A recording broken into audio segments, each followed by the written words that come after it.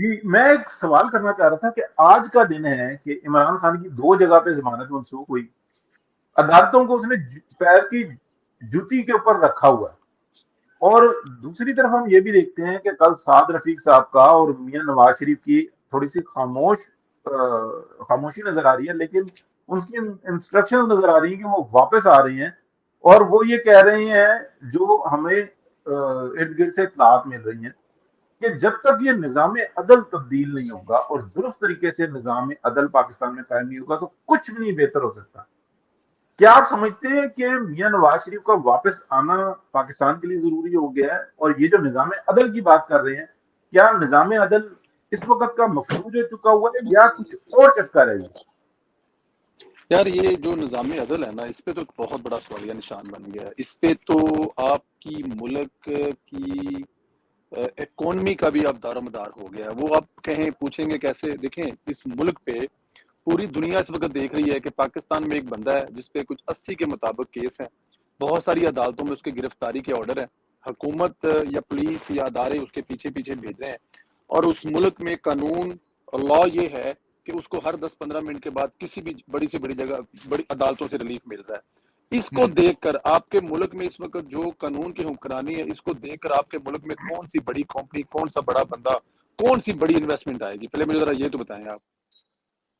تو یہ تو ایک بہت بڑا سوالیہ نشان ہے۔ سب سے پہلے پرابلم یہ سالو ہونا چاہیے، ان عدالتوں کا کچھ نہ کچھ ہونا چاہیے، ان عدالتوں کے اوپر کوئی نظام آنا چاہیے جو ان عدالتوں کا انصاف کرے، جو ان پر چیک اینڈ بیلنس کرے۔ یہ تو بہت بہت ضروری ہے ان شارٹ۔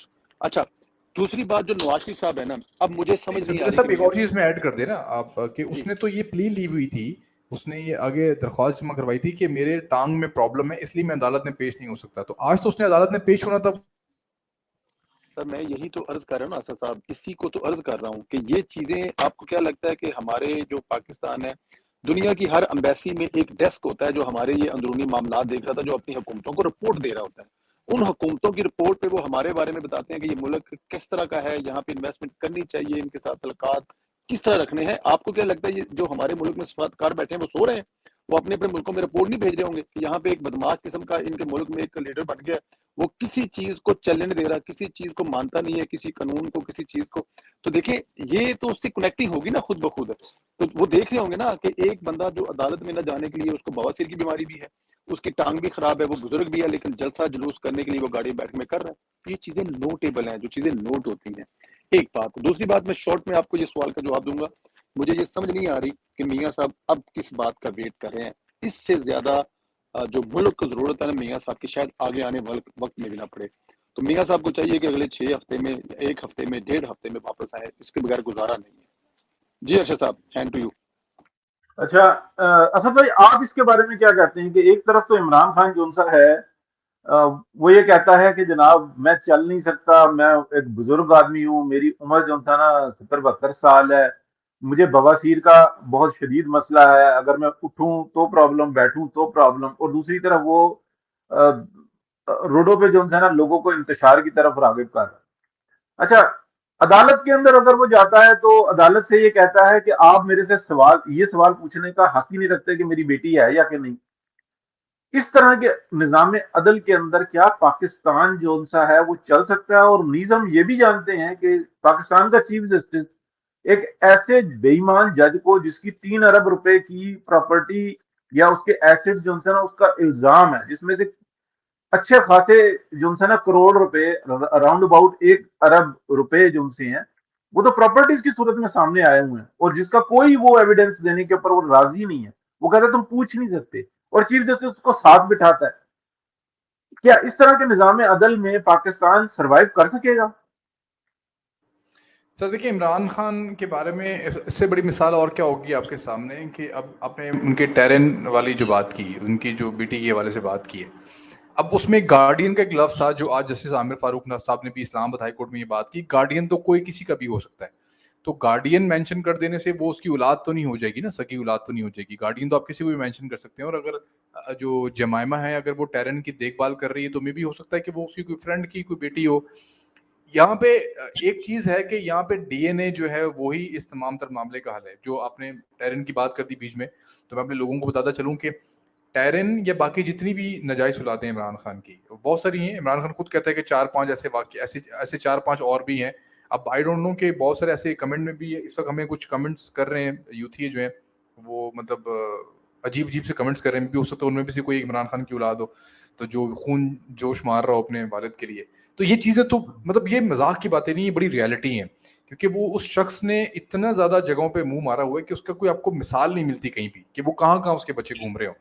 تو دوسری چیز یہ ہے کہ اب یہ جو عدالتوں کا مذاق اڑایا گیا ہے, دیکھیں اب عدالتوں میں جو ٹرک والا معاملہ ہے نا کہ عدالتوں میں پیسے چلتے ہیں, اس پر ہم لوگ بہت ساری گفتگو کر چکے ہیں اپنے پروگرامز کے اندر, بہت سارے اس میں موضوع بات کر چکے ہیں کہ عدالتوں کے اندر پیسہ تو چلتا ہے, اور یہ صرف عمران خان کے کیس کے اندر نہیں ہے, یہ بہت سارے کیسز کے اندر ایسی چیزیں ہیں اور ہمارے پرسنل ایسے واقعات ہیں, میری زندگی کے پرسنل ایسے واقعات ہیں, ہماری فیملی کے جو پراپرٹی کے وغیرہ کے کیسز وغیرہ تھے, اس میں ججز نے باقاعدہ پیسے لے کے فیصلے کیے ہیں اور ججز نے اس کا اپنا ایک حصہ رکھا ہے اس تمام تر چیزوں کا.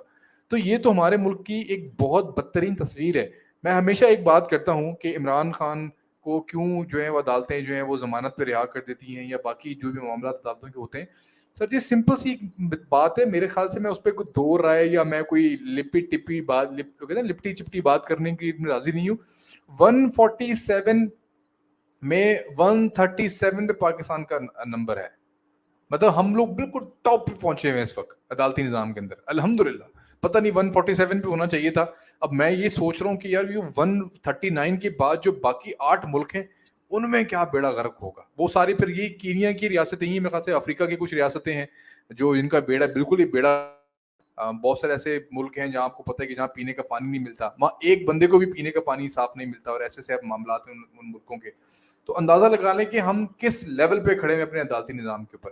پھر جہاں پر عمران خان ہے, اب وہ دیکھیں نا دھوکہ کس طریقے سے دے رہے ہیں کہ پہلے تو کہتے ہیں کہ میری ٹانگ میں پرابلم ہے, میں گاڑی سے نکل کے کمرہ عدالت میں نہیں جا سکتا.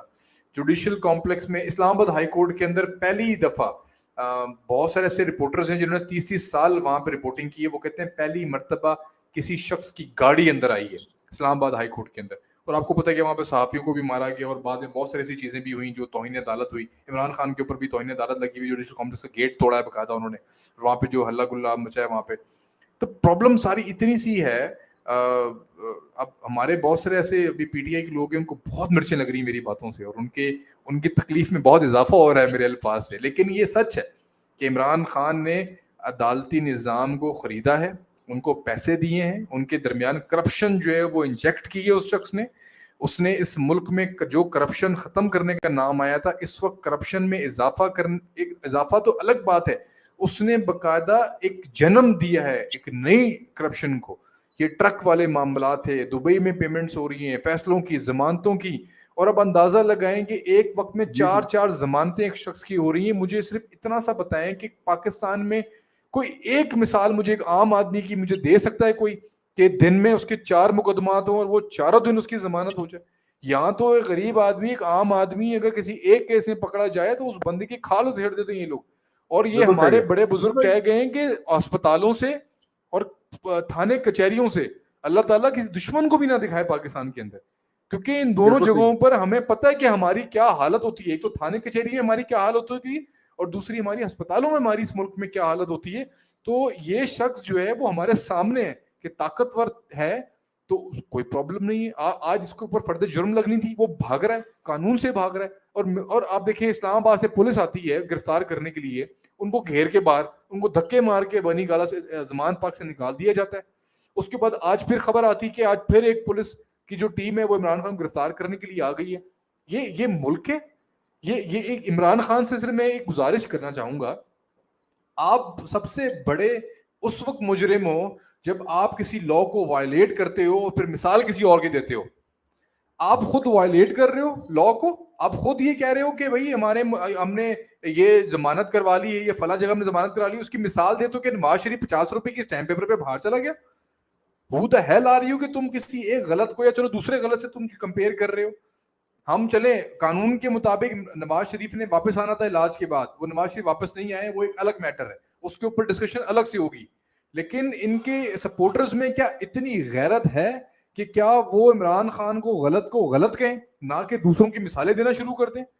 عمران خان کی چوری کی گھڑیوں کے حوالے سے جو اس نے گھڑیاں توشہ خانہ میں گھڑیاں بیچی ہیں, اس کو ڈیفینڈ کرنے کے لیے آپ کو مریم نواز کے وہ 2-4 پائن ایپل ملیں آپ کو. مطلب یہ ہماری قوم کا ہمارا جو تھنکنگ لیول ہے وہ اتنا گر چکا ہے کہ ہم ایک غلط چیز کو ڈیفینڈ کرنے کے لیے یا ہم اپنے صرف قائد کو یا اپنے لیڈر کو ڈیفینڈ کرنے کے لیے دوسرے کی مثالیں دینا شروع کر دیتے ہیں. ہم اس پلیٹ فارم پہ کبھی کسی کو ڈیفینڈ نہیں کیا گیا بالکل اندھوں کی طرح. یہ